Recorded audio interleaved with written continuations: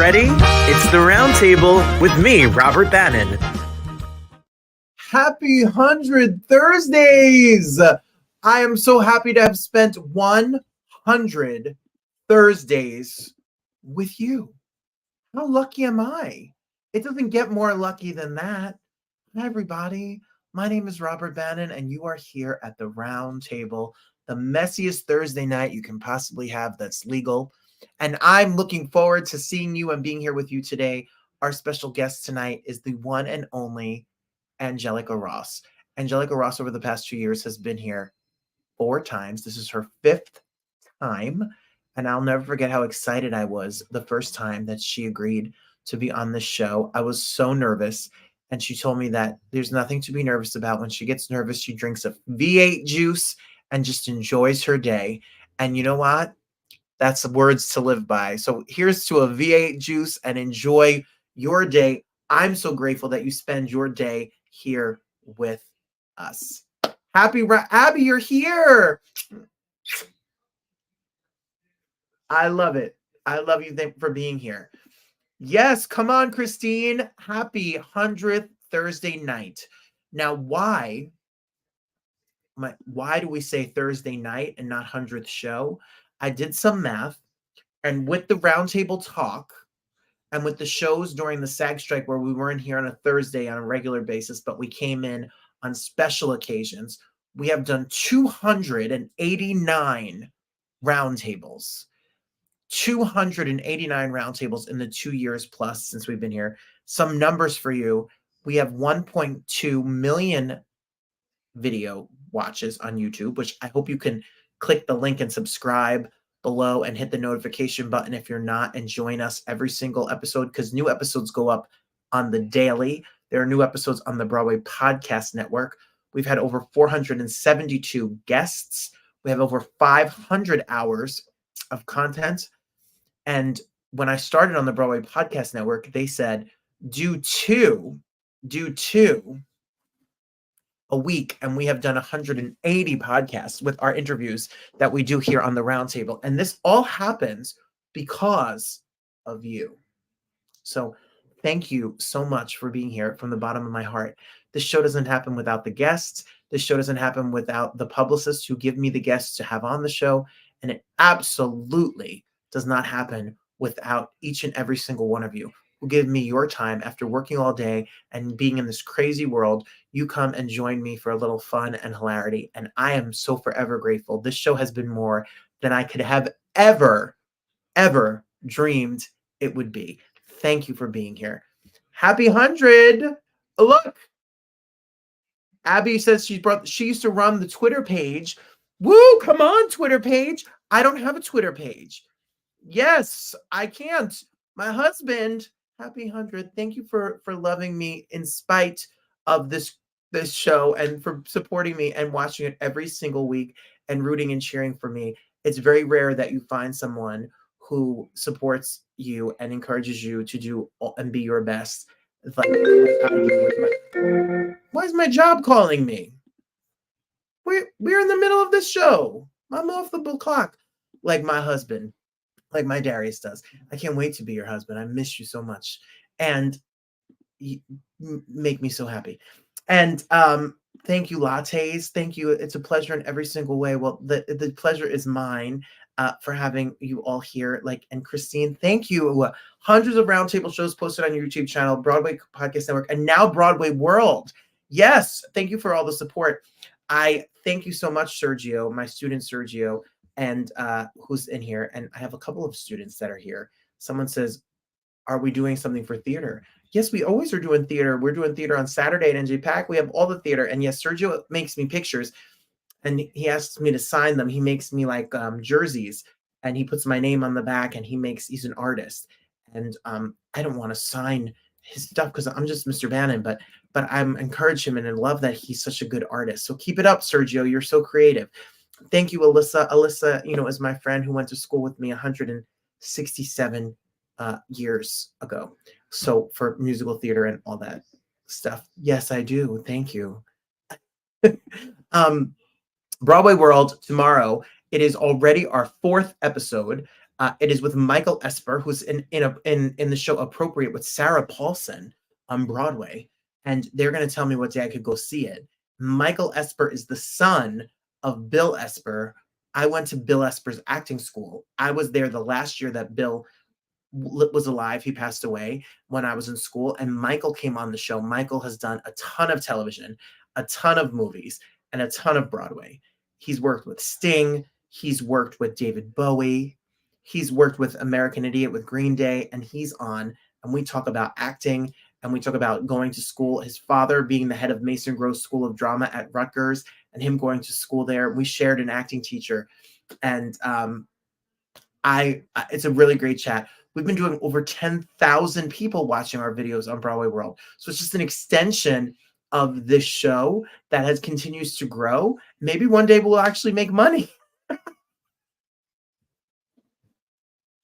We don't need money though. We have each other and we're having a good time. My mom is here. Hi, Mom. Thank you, Mom.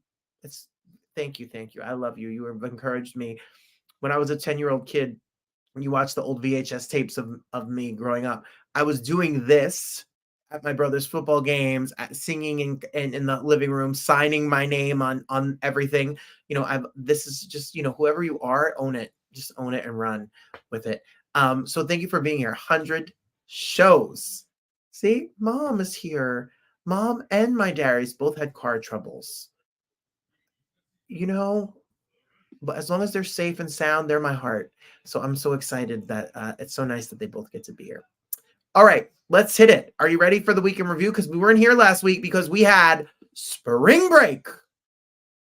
So let me tell you about all the things I got into. Hold on to your horses. So I was home. I didn't go away. I didn't fly off to Detroit. I did not go on vacation. I didn't do anything. I stayed home. And for the most part, I was chiller than I usually am. That's a fair way to put it, right? Chiller than I usually am. Me and Mike went and saw a new show off Broadway. It started spring break, that first night when you don't have to get up the next day and you have the whole break in front of you and you're like, oh, my night is free. And I'm so happy. We went and saw a magic show playing off Broadway called The Imposters, Stalkers. Thank you, Aunt Fran. Mwah, my godmother, my Aunt Fran. We love you. And it's called Stalkers. So me and Mike went and saw it. And Mike volunteered on the stage. Look at Mike making his off-Broadway debut on the stage. They ended up not calling us, but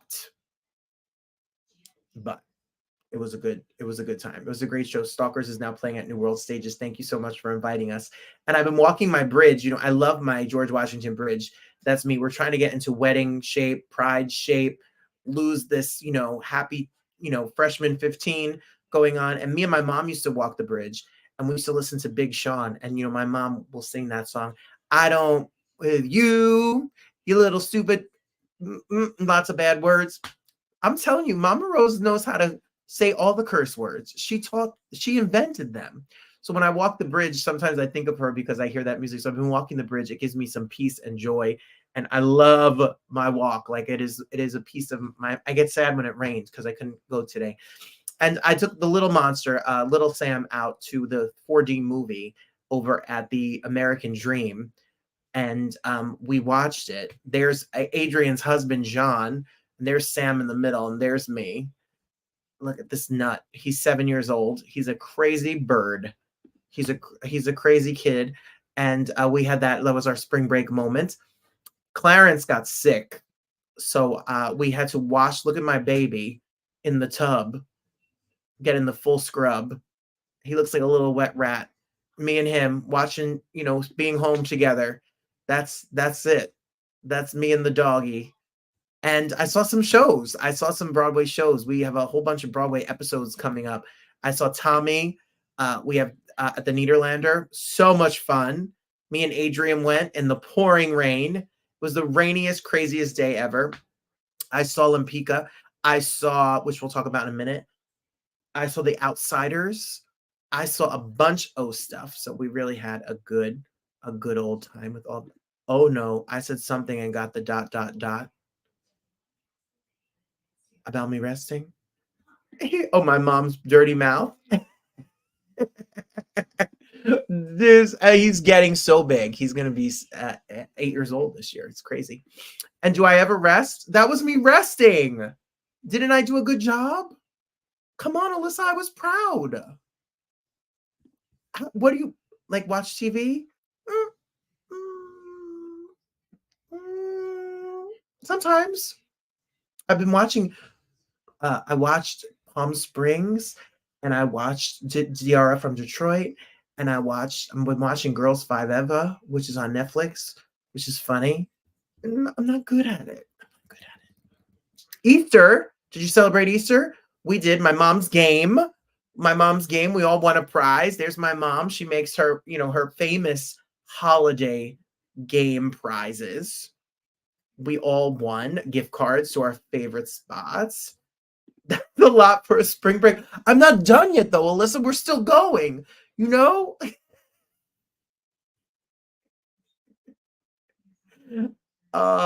So we're still going. Easter. My mom made beautiful table and pizza gain for all you Italians. Looks like this is that ham pie that she had, and we had a grand old time for sure. It was a really nice Easter. She does the best hosting and parties. And then you all survived the eclipse. The world did not end. My father, can't leave him out. There he is in his glasses. God help me. Here. And the other night I had a really, really wonderful hi, Donna Marie Kiefer. It was delicious. Nice. Thanks for being here. I'm grateful you're here hanging out with us. Thanks for being here. So we had a good old time. And then I went the other day. This show is the Broadway Podcast Network also airs this show as a podcast.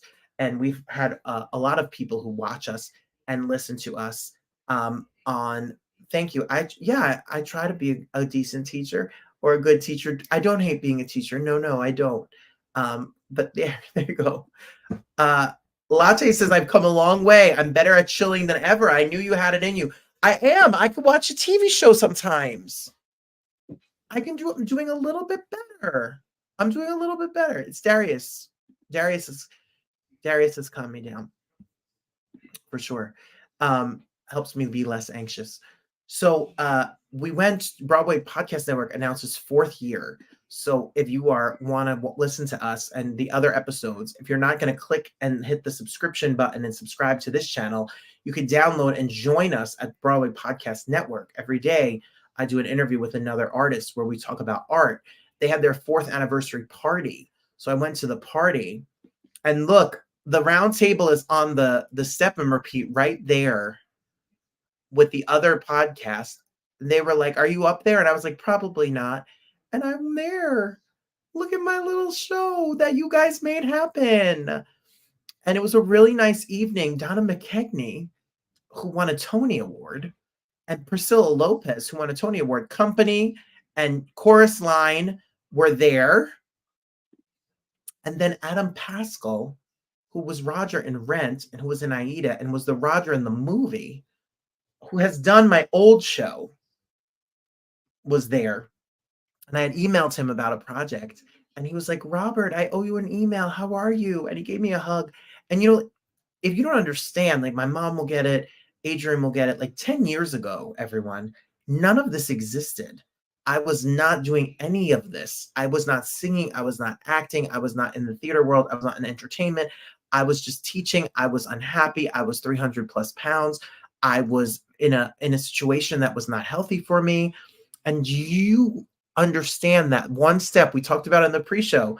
We talked about it, Darius and me and Lattes talked about it before everyone else joined in. You take one step and one step and one step and one step, and you follow your heart and you follow your light and you follow what's inside you.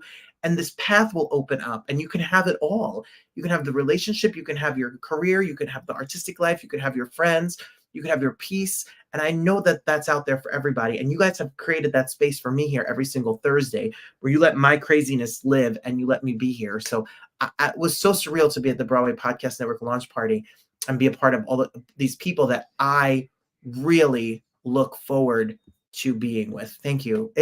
We work a lot. I work a lot. and I am a workaholic. And that is kind of what I do, is work a lot. And thank you so much, Donna Marie. And we take jobs and we work and we work and we work, but it keeps me sane. And I have goals. I want to take care of myself. I want to take care of my man. I want to take care of us. I want to, keep giving some positivity and art out here in the world. So thank you for listening. Thank you for my weekend review. It was a fun week, and more fun stuff on the way the coming weeks for sure. Where are we going from here? Oh, it's Shameless, right? Let's do it. It's Shameless. 'Cause I'm shameless. Thank you again, Donna Marie, for being here. I hope you come every week now. You have to come every Thursday. Next week, everyone, the women of Broadway are here.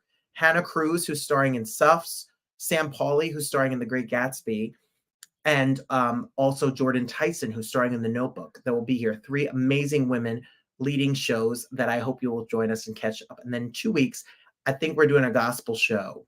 I talked to Darius this morning, Detroit legend, Derry, art family and artists. We're going to try to make this happen. And the men of Broadway are going to be here, so hang on tight. So that's the future shows. If you want to catch a sneak peek of some of the ladies of Broadway, those episodes are already up on the Broadway Podcast Network this week. And some other fun stuff is there as too. Like Clea Blackhurst is on the Broadway Podcast Network. Jordan Tyson is on the Broadway Podcast Network. She's in The Notebook. Like I said, Hannah Cruz, who's in Suffs, is there on the Broadway Podcast Network as well. And if you want to see me live and you're in the New York, New Jersey area and you're going to be here in June for Pride, June 14th is where it's at. June 14th at 9:30 at 54 Below. It's my second year that we're doing the Pride playlist. Mauricio Martinez, who is a star of On Your Feet on Broadway and an Emmy winner, will be there to do a classic duet with me. And if you use the code Bannon5, you'll save $5 off of your main dining room seat. Come party. My background singers will be there. My band will be there. It's an evening of diva music. You will know every song that I sing, from country to R&B to disco to rock and roll. It's a little bit of everything, but it is a party and a blast. And we're just going to dance and drink and eat and be merry and celebrate ourselves that night. So I hope you can be there. If you want to get your tickets, you can go to 54below.org, or you can go to robertbannon.com, which we just updated with the Broadway World episodes as well. So that's what I did on my day off yesterday.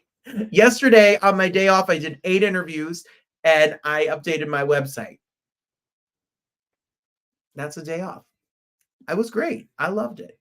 I want to go on to do our Jersey tea. So the Real Housewives of New Jersey are coming back this month, May. The Real Housewives of New Jersey are coming back, and I want to give a big birthday. 2 of my favorite friends from the New Jersey Housewives have a birthday a day apart. One of them was here on this show. That's the Rachel Fuda, who I grew up with, and that's her husband, John. That was at the last, you never know who's going to be on one of my shows or my wedding.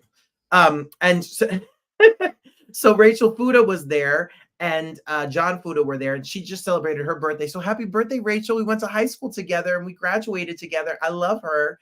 And then the one who started it all for me, my friend, my OG friend from Jersey, the other day was her birthday. She's the reason I've been on the show. She's the reason I sing for them all. I know these all. That's my friend Margaret. Margaret celebrated her birthday, Marge, and my girl Marge Sr., and her husband Joe, and her assistant best friend Lexi. Everyone, thank you. Happy birthday, Margaret. I text with her and wished her a happy birthday. She is always rooting and cheering for me, and I love her to pieces. So I had to give them a special Jersey tea shout out.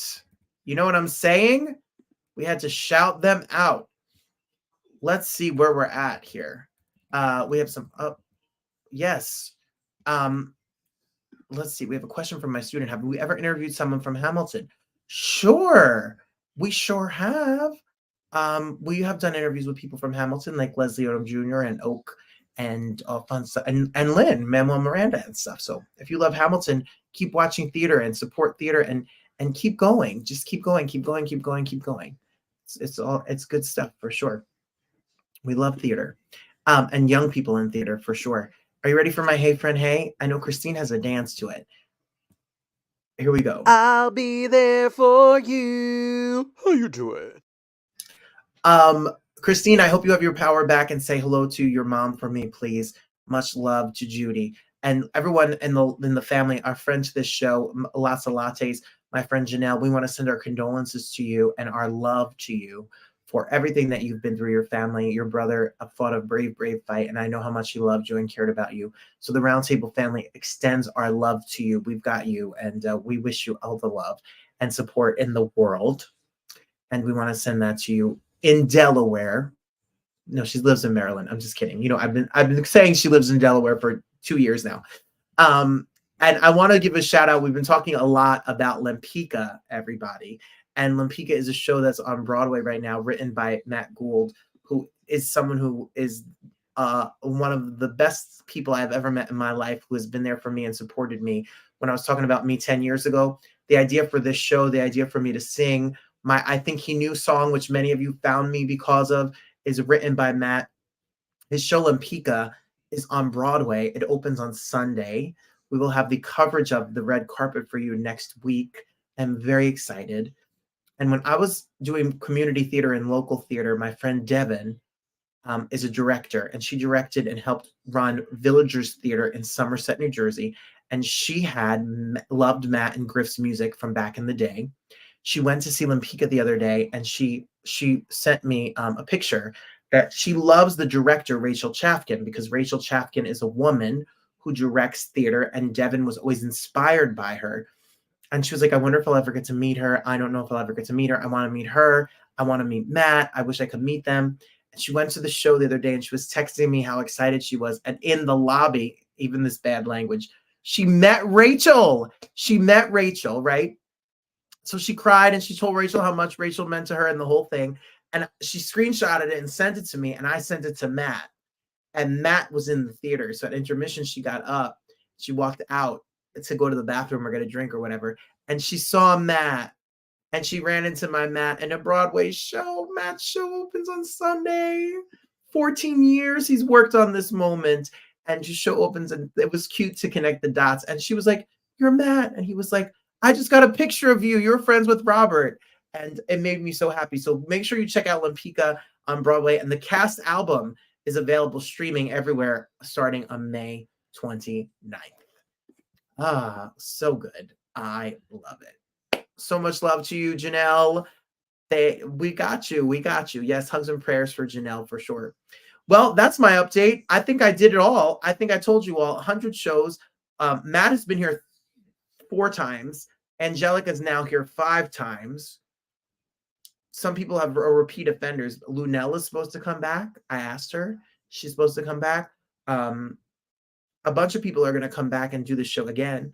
And yes, we're so excited for Matt. And a hot take. Yeah, I want a hot take. Do you have a favorite? Do you have a favorite guest? Do you have a favorite guest? I get asked this question when I go on other people's podcasts. So do you have a favorite guest of the 400 guests that we've had on the show? Is there somebody that you've loved? And I did a podcast called Survival Jobs, right? Where I talked about working at the Dairy Queen. And they asked me this question off camera. Is there a bad guest story or favorite guest story? I don't have a favorite guest story. I have some guests who have been difficult, but I always talk about Lunell because she's funny and she told about a funny story. But some of you guys have had guests that you love, like Lattes has had Jay Rodriguez and David Hernandez, who she loves. And Christine has had John McDaniels or Jim Caruso and Billy Stritch, who she loves. Marie, if Marie was here, she loves Devin Vasquez from American Idol, who we love Devin. Alyssa loves A Housewife. My Darius has loved, he loves Josh Groban. He loves David Archuleta. He loves the singers that we've had on the show. Do you have a favorite guest? Janelle says Angelica for certain and Lunell. Me too. Lunell was my girl. I love Angelica and I love Lunell. Darius has a favorite. Josh, He loves Bellamy Young. He loves Kaylin Allen. I wonder who he's going to say is his favorite. Mom. Oh, and how could we forget the Married at First Sight, Pastor Cal, Dr. Viviana, Dr. Pepper Schwartz. So good. All of them. Donna Marie, Robbie Benson. Good one. Good one. I love it. Lynn and Burr, now that you know, yes, we saw Lin-Manuel Miranda on the red carpet of New York, New York, and we saw Leslie Odom Jr. on the red carpet of Jaja. Yeah. My mom says so many shows. She has too many favorites. Yes. So yeah, hot take. Christine, too many to list, but Lunel was a fun show. We love everything about the Roundtable and you, Rob. I love Lunel too. I'm going to text Lunel's publicist and tell her that we all loved her and she wants to possibly do something in person in New York. You know what kind of a mess that's going to be? Oh my Lord. Everyone better hold on. We better put the beep bleep button. Well, one of my favorite guests for sure is Angelica Ross. We welcome her for the 4th time to this show. It was a deep chat. Well, we cannot celebrate 100 episodes of this messy little show without our favorite guest. I think Miss Ross has been, we were so honored to celebrate Pride with her. We then talked about the Fierce campaign. We've talked about all of the amazing things that Angelica has done over the past 2 years since we've been here. And she has a podcast that you need to see. No Opportunity Wasted. We all need her viewpoint, her V8 juice, her moment to kind of get us through these crazy times. And she has been outspoken about art, politics, and life. And we need her perspective more than ever. Ladies and gentlemen, back to the round table. Miss Angelica Ross is here. What's good? What's good? And, you know, I was thinking about you. I was sitting down and making notes. And I was like, Angelica Ross is an artist. She is like a coding engineering entrepreneur, charity. Neuroscience. I don't understand that stuff, Miss Ross. You are a singer. You are a Broadway baby. You are a film and television star. And politics and Everything. podcasts. Yes. Tell me, Everything. How do we keep evolving? You know, honestly, I'm just so excited. I am so excited. Thank you. You know, it's just been great to come here and be on here so many times with you, just talking about so many different things. I appreciate that you recognize me as, you know, sort of a multi-hyphenate in just the sense that, you know, and again, it's just a reflection because we all are more than just one thing, than our jobs, than, you know, these titles that we accumulate. And so, like, you know, with the podcast and all of it, you know, really what my calling is and what I'm really just want to do is my life is always going to be blessed. I'm always going to, my cup is always going to runneth over. Yes. Because I have learned, I'm in this spiritual space where I know what it means to give from the right place, you know, without expectation. I'm in a place of service. So even whether it's my art or whether it's politics, I know that everything I'm doing is of service to the greater good and to community, but with no opportunity wasted. What I love most about that is, you know, what I'm trying to basically do here is this practice of chanting Nam Myoho Renge Kyo the same way in which it did for Tina Turner and like completely drastically changed her life and how she showed up to her life as a Black trans woman in the thick of things now 13, 14 years ago now, when I first started practicing. This was right on time for me. It was like right in the midst of, I didn't know what to do and how to sort of like, after leaving this relationship and being engaged to this man and being in this relationship for 8 years, I did not know how to basically find the value within my own life that I sort of projected into this relationship that I was in with this man who had good credit and came from good family and was a doctor. And, I landed one, you know what I mean? But like, to discover that I am the one, I am the, I am the value, and to really be able to reflect that to everyone is, because so many people look at me, they're like, oh, Angelica, you're Angelica Ross, and you just do this and you do that. And I want to just remind them that I'm just a reflection of what's possible for themselves.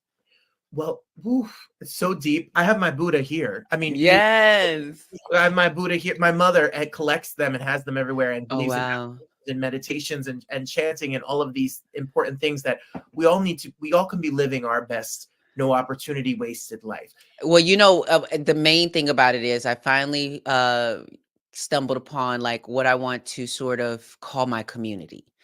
I say my community are listeners to the podcast, folks who are a fan of just my creative work and all the things. So basically, we have the winner's circle, and we got all our listeners we call winners, because it's all about winning in life and winning moment by moment and recognizing, like, when you wake up, that's a moment right there to win, depending on how you wake up, but to basically encourage everyone to win in their life every single day. So I have this online community we're starting to build called the Winner's Circle. We have a Discord.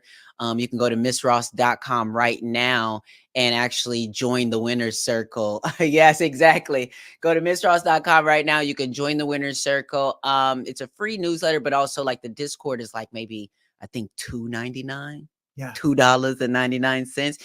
And now we do weekly winner circles where it's like a live, interaction with me that's in addition to the podcast. So I'm doing literally all of this to kind of create a synergy of people to feel like they're winners in their own lives. That's what we're going to need for people to change the world, is people feeling like they can win.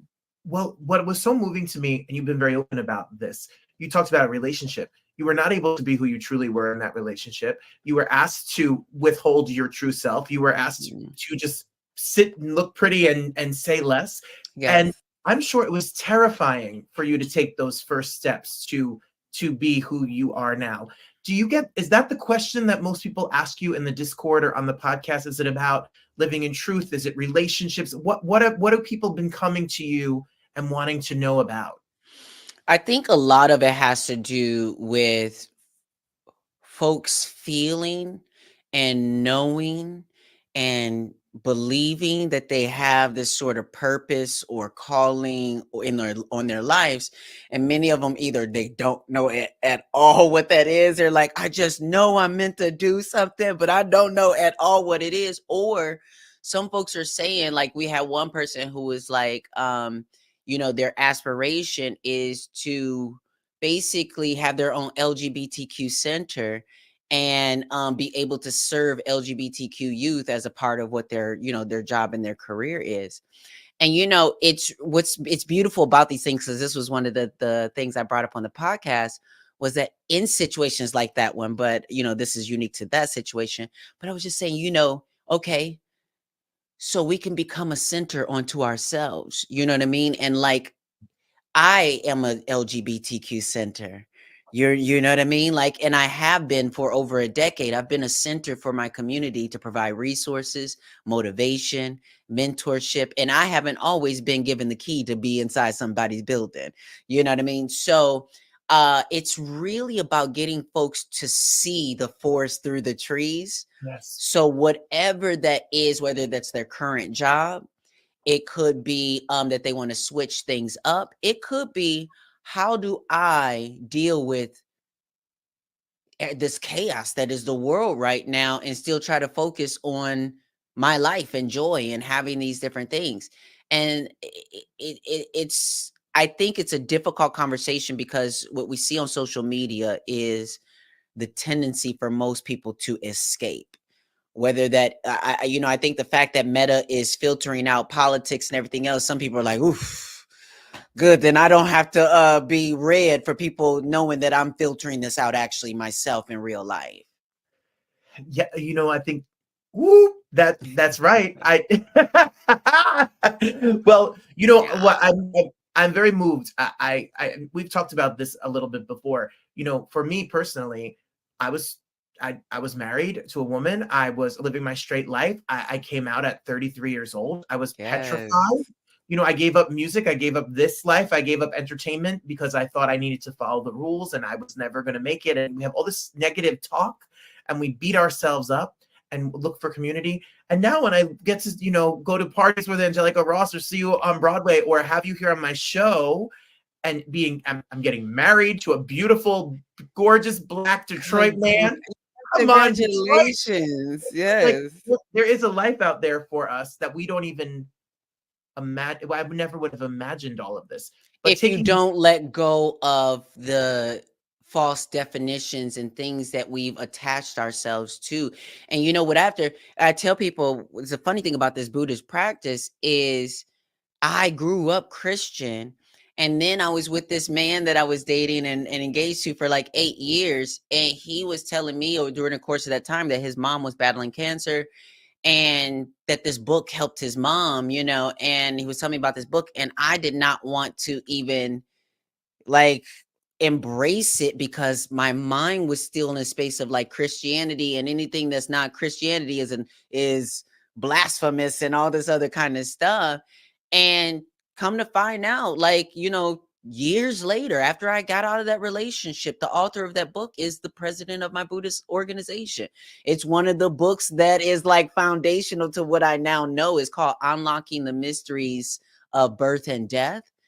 And it's quite profound. And it's just amazing that the universe tried to bring that to me at a different time when I wasn't open to it. So that is just a thing to tell people to stay open. You never know what's trying to enlighten you, what's trying to like get your attention. Yes. Oh, that is so powerful and so important. And while we're talking about it, follow Angelica Ross on Instagram and go to missross.com and go to missross.com/listen. It will take you right to the podcast. Absolutely. Big old guests on your podcast. Yeah, listen, it's been a lot of work. I'm not no lie. It's been a lot of work. Thankfully, I have a very small team. Marcel Hutchins, who's one of our producers that basically does a lot of the guest bookings and what have you. I have Jake Merteski, who is also a producer that helps me with the logistics. But on the other side, like the production, setting up this camera here that I just set up, the microphone, the lights, editing the video, editing the podcast, writing the script, doing all I've been doing all of that, but now I'm starting to, as we grow, I'm going to be delegating and getting other people to do some of that because it's a lot of work. It's not we don't just show up and put a light on and start talking. It's the work is what you don't. This is the fun part. Yes.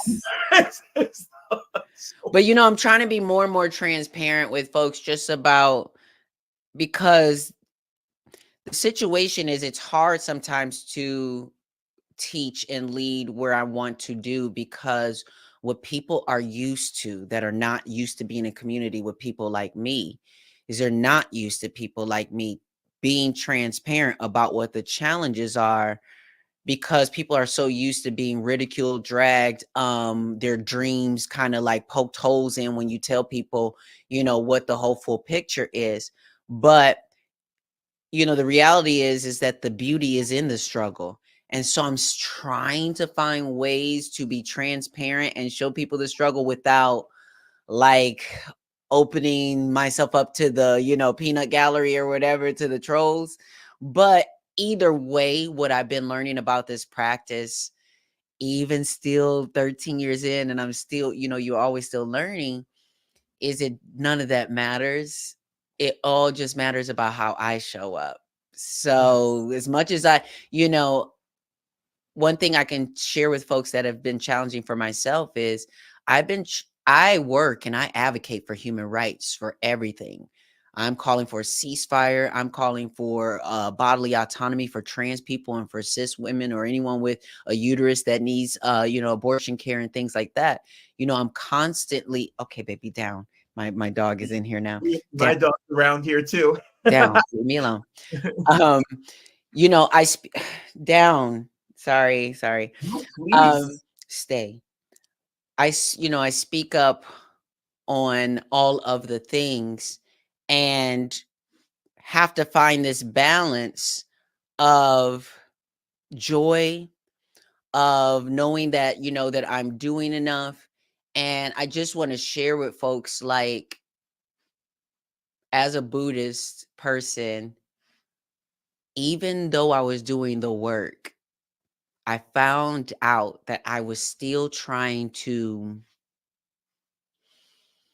it's a weird thing, but I was still trying to separate myself from everyone else in the sense that I was still trying to hold on to my comfort that I've created, Mhm. whether that is me flying first class and okay, now I'm in my seat and please don't talk to me. I've got my headphones in, or whatever it may be.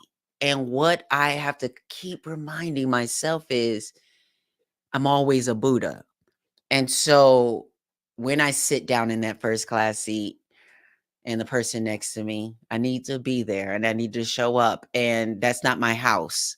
It's a plane next to somebody.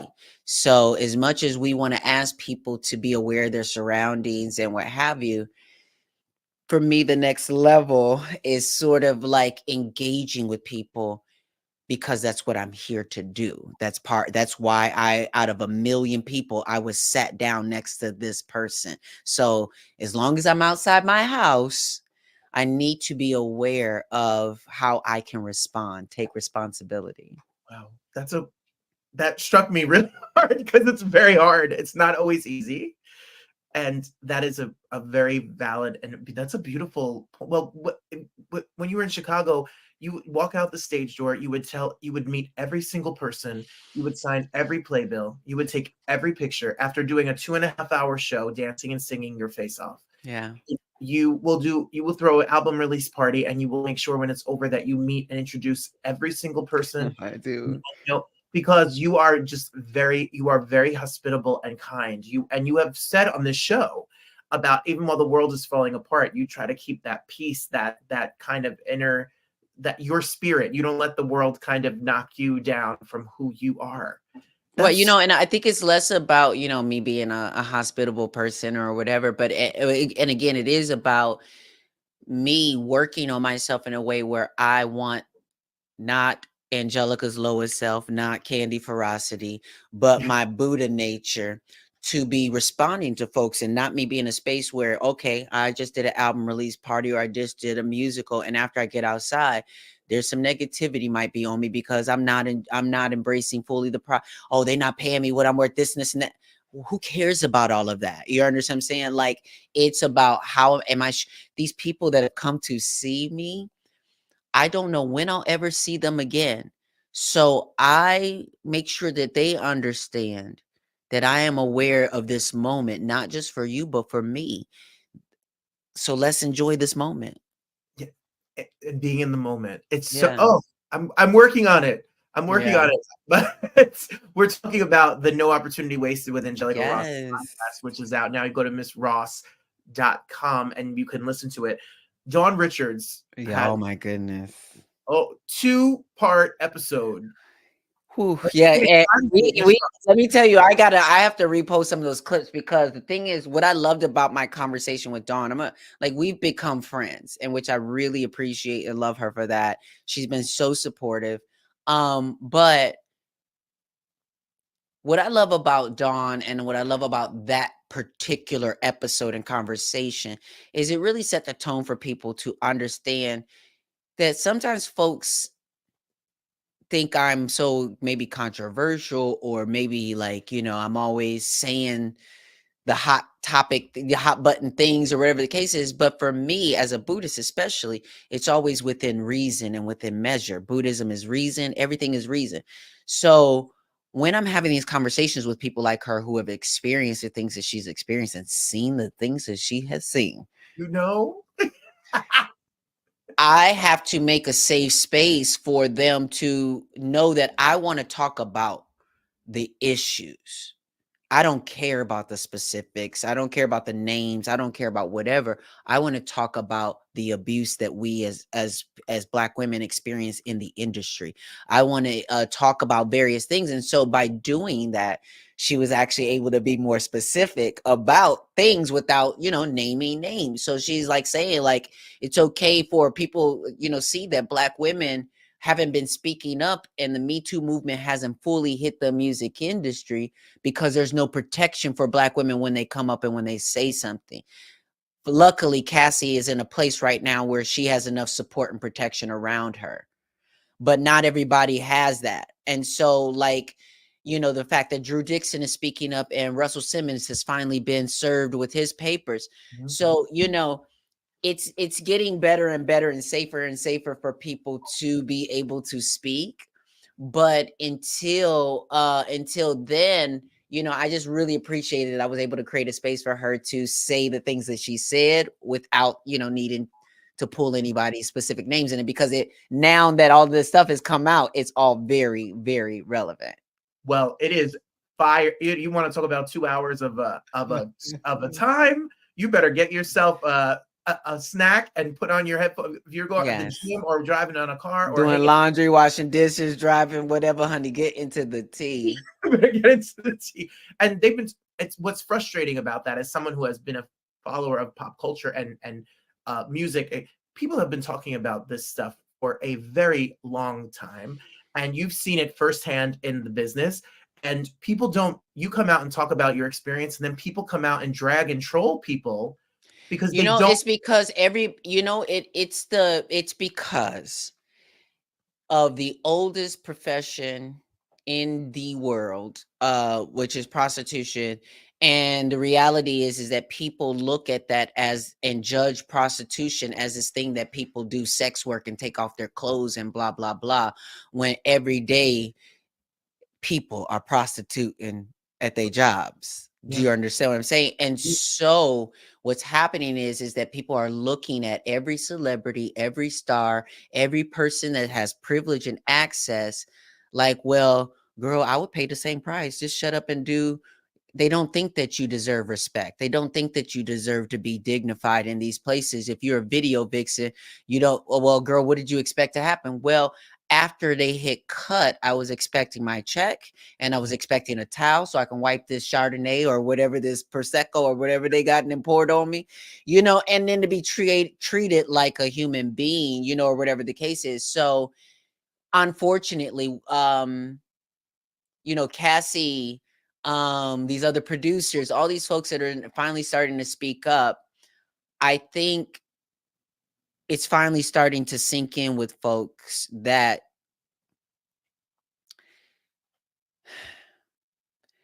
what it means what human rights means, what all of that means. It means for everybody. Like, so just because you seem to have some sort of privilege or whatever doesn't mean that you deserve to be, like, again, Britney Spears. We watched the world grow a whole bunch of empathy for Britney Spears the more we understood her situation.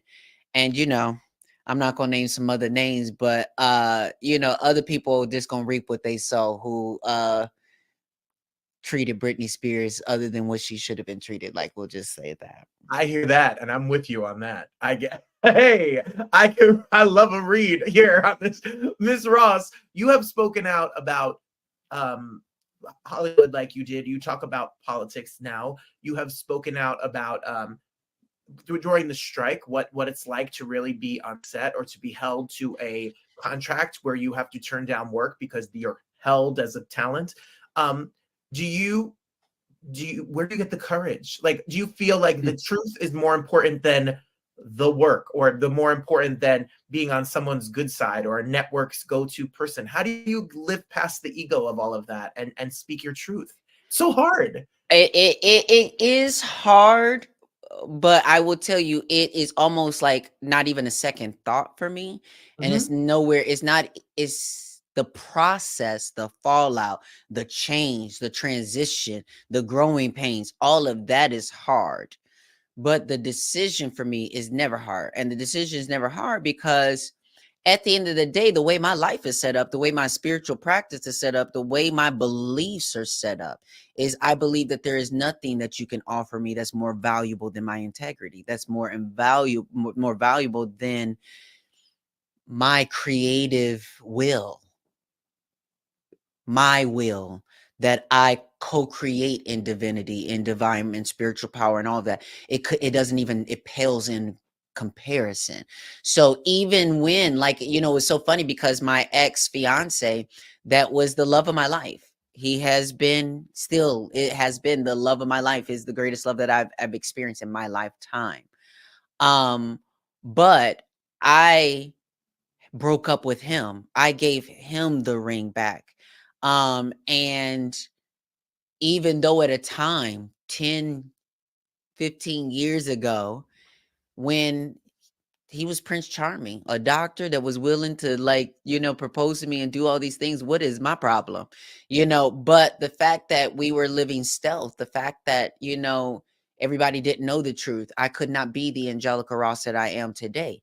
So what I knew in giving up the ring, the diamond, in that moment, was that I would be given something more valuable in exchange, which is myself. So my life that I have now is way more valuable than that diamond ring he was offering me, or the life he was offering me. That is the most, can I put that on a t-shirt? I've learned that that's the lesson right there. Because in the moment when we get rid of them, we change, we have what we think we want. We think we don't ever, our brains don't always say it can get bigger, it can get better. There's a bigger dream out there. Follow your intuition, your truth, who you are. And so many people are so afraid to. So you're changing the world with this whole idea. I'm telling you, one person at a time, because you have to, it's a muscle that you have to build. So that kind of no thank you started when I was on the streets picking which client. Yeah. And being hungry and having rent due and having things done. And just eventually, even while that was the case, saying to some folks, no, thank you, I'm good. And so now when bigger things are waved in front of my face, that's a muscle that I built to say, no, thank you, I'm good. There's nothing worth your character, your integrity, your who you are. Everyone out there, really, you can create a valuable life. That's the thing. The reality is it's always they talk about it as the trick of the devil in Christianity. There are other parables of the gem and the robe, all the different things or whatever. But it's just really that you have to realize how valuable your life is. And unfortunately, I live in a world where LGBTQ people constantly are tricked out of their value. And so the suicide rates are high. You have folks who turn to addiction and other ways of devaluing themselves because the pain and all the different things that happen. So it's literally a flip of the switch that once somebody actually fully believes and knows, like for real, that they are that kind of valuable, that I'm Beyonce valuable. You mean it's not just Beyonce? That would be blasphemous to the Beehive. You understand what I'm saying? But in reality, that is the reality. But you have to get focused and understand that you are that valuable. I hope people are listening. I hope people follow this and then go listen to the podcast. Join the winner's circle. Yes. Join the winner's circle so you could get all of this all of the time. Yes. And No Opportunity Wasted is the podcast that you need to be checking out.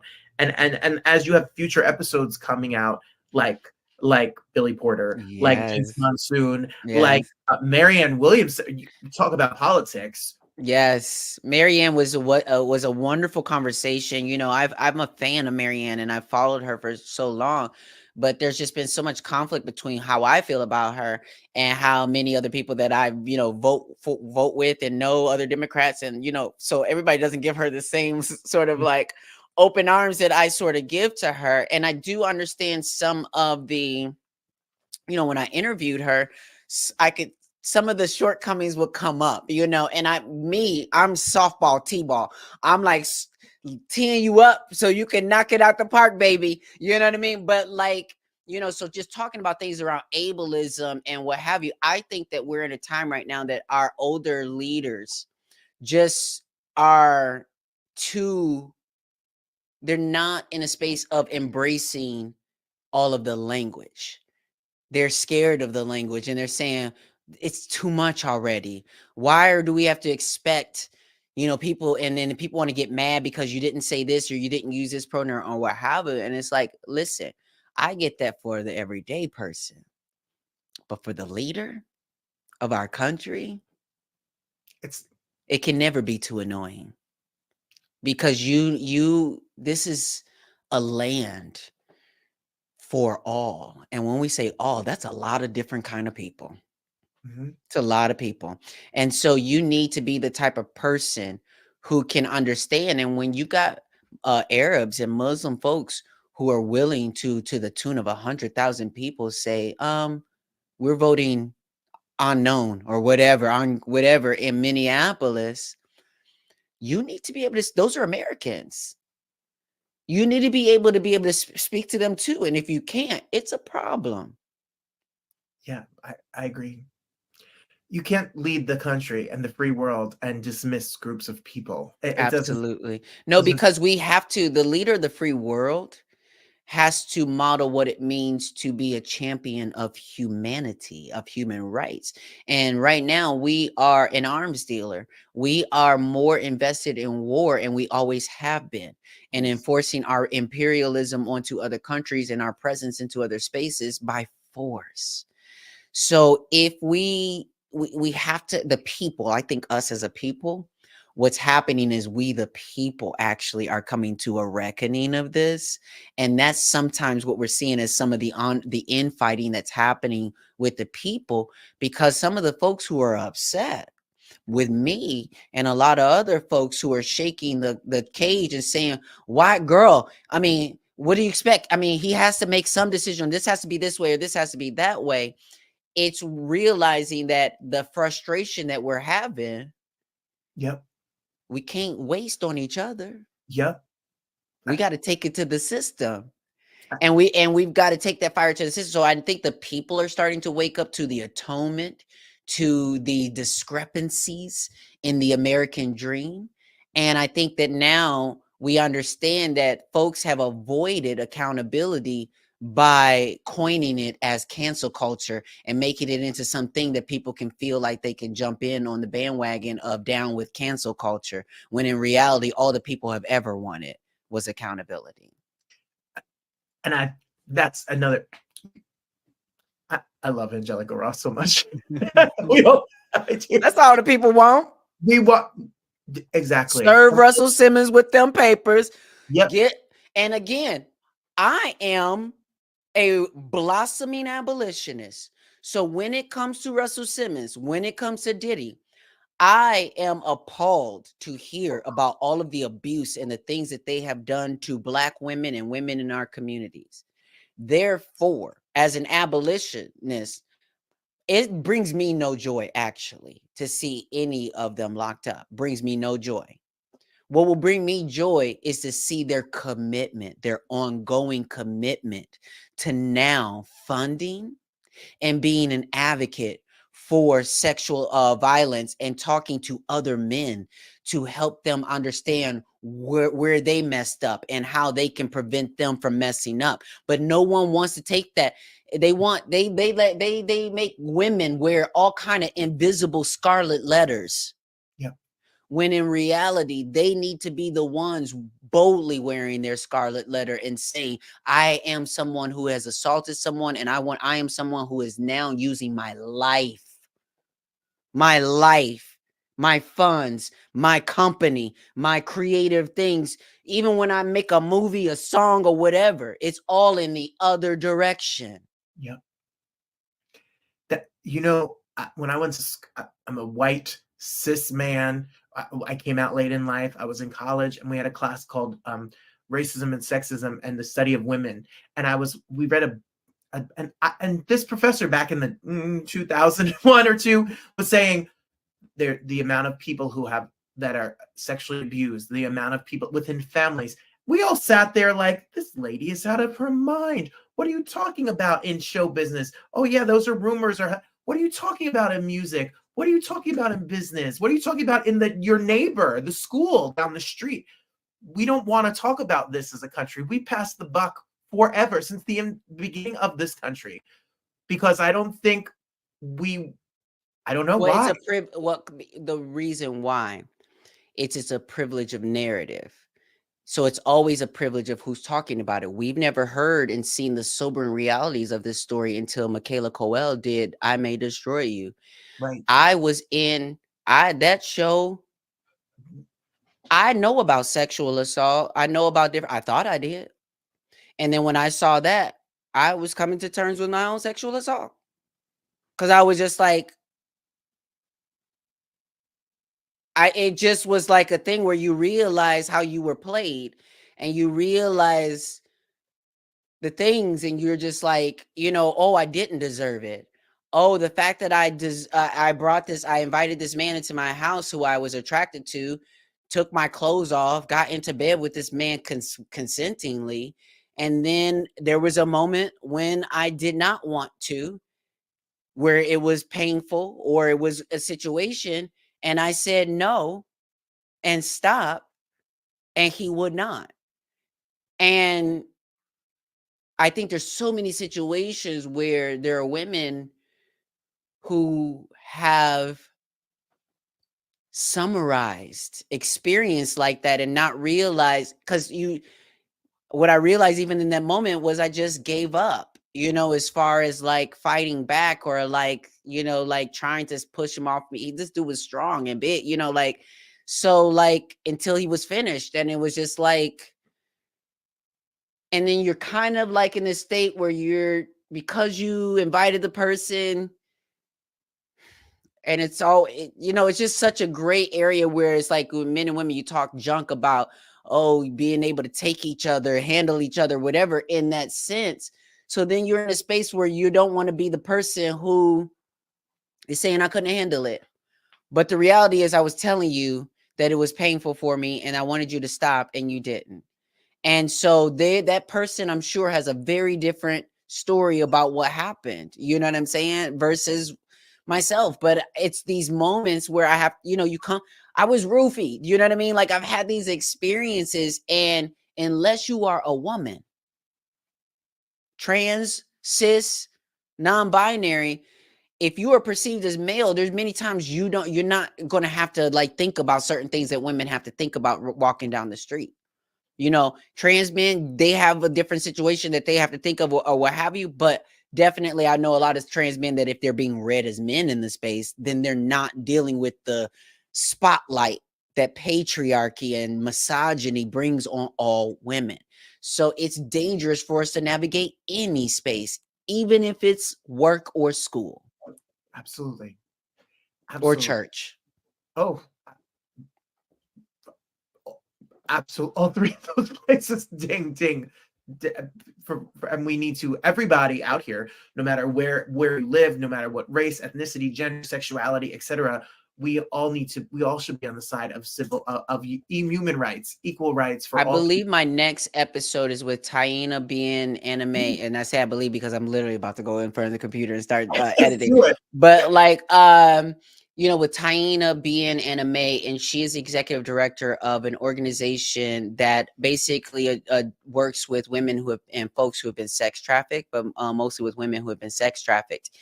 And so it's just, and this month is, I believe it's Sexual Assault Awareness Month as well. And so this is right on time, sort of having these conversations and understanding consent.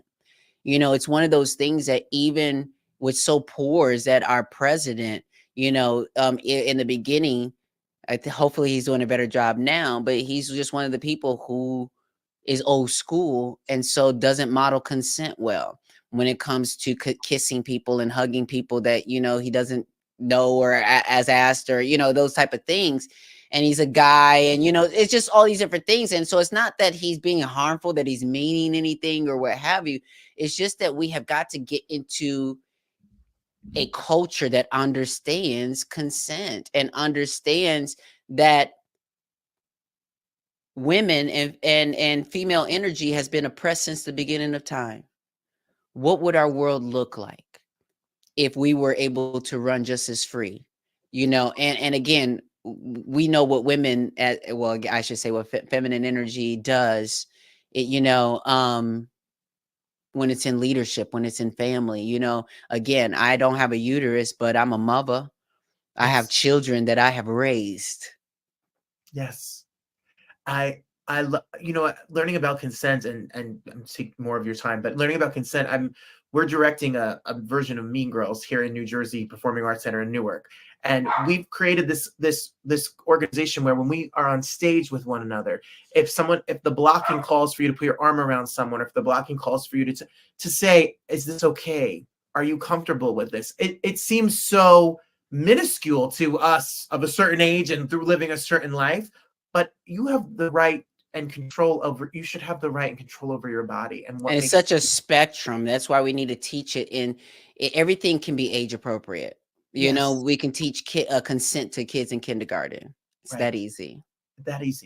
Mm-hmm. We were so honored to celebrate 100 episodes with you. Yes. For you. We are fans of all of your work, your music, your acting, your advocacy, and now we can be fans of now No Opportunity Wasted with Angelica Ross. Yes. One's gonna head over to Instagram and follow you, but trust me, we're working on a live tour that's going to obviously include me doing some live numbers as well, doing the podcast. So there's so much more on the way. I'm ready. Where's my ticket? I'm ready to buy my ticket. Take my credit card number. We're definitely coming to New York for sure. Let's go. MissRoss.com /listen if you want to get right to the podcast, or go to this to find out all of the many things that Miss Ross does. Thank you for your time. Thank you for always being a friend of my show and our show. Absolutely. We will all be listening and supporting, and it means the world to me that you spend time with us. So thank you for all those. Well, congratulations on 100 episodes. Hey, I'm ready to celebrate your 100. It's coming faster than you think. Just watch. Oh, trust I know, because I'm working. I'm like even putting some evergreen. You know what I mean? Yes, I hear that. Yeah. Thank you. Much love. I hope to see you soon. Sending all my love and light to you. Thank you for everything. Absolutely. Take care. There she is, Miss Ross. We ran a little late, but she gave us a lot of time and a lot of information. Politically, if you agree or you don't, she is just powerful. She makes you look at things and understand things. And I was thinking about my community, the Pride community, specifically queer rights, trans rights, etc., Black trans rights, to be transgendered person of color and to feel safe in this world, or the way the world treats you, or to think that that person has the same chances that I do, is naive and unhealthy. We all have to, and unfair. We all have to understand that we all hold a place to be better, make this world better. I have to give a shout out to my mom, my Aunt Fran, and my grandmother who was watching this show. Queer rights is such a topic of conversation, but when I was growing up, my mom and my aunt owned a hair salon. I was talking about it before we came on the show, and the queer people that worked there, drag queens that worked there and went there, trans people who went there, being in that situation allows me to be who I am.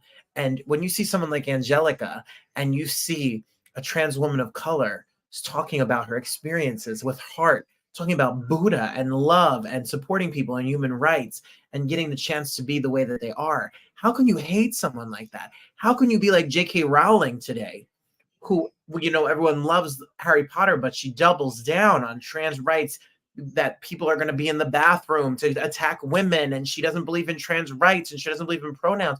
Like, it's so disappointing that in 2024, you take a beautiful person like Angelica Ross and this in community, and you take away their rights to be able to be a part of it. Well, gosh darn it, this show will forever be a place for people to come talk to, no matter what religion, race, gender, even politically spectrum. You don't have to believe what she says. You don't have to believe how she feels about the Middle East, about Joe Biden, about Donald Trump, about etc. But what you have to do is we have to respect each other and open up the grounds to talk, because when we understand someone and we see someone, we know better. We don't hate them.